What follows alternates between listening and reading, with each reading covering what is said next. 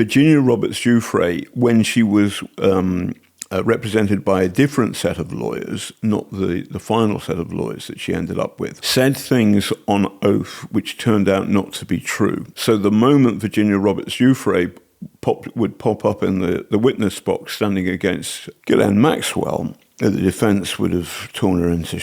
her to shreds. Yeah, this idea that she wasn't a credible, that someone with that. I mean, it's interesting because as someone who has just read her book, Nobody's Girl, which is it's an incredible read in itself, it is interesting because she talks about the other survivors in the group that we know of who've come forward and who've talked about what's happened to them, that it's very, very easy to have sketchy memory when it comes to deep trauma, especially as a 17-year-old, where you're taking a ton of Xanax to get through, you're smoking a shitload of pot, and you're drinking, and you're doing whatever gets you through. So I think it's interesting that that's always brought out as the kind of, is she credible, is she not credible? Because as someone who has personally myself had to take Xanax at a very traumatic time in my own life, I know what kind of dark holes that can lead to in your memory and be patchy in terms of chronology that doesn't quite work for a legal system.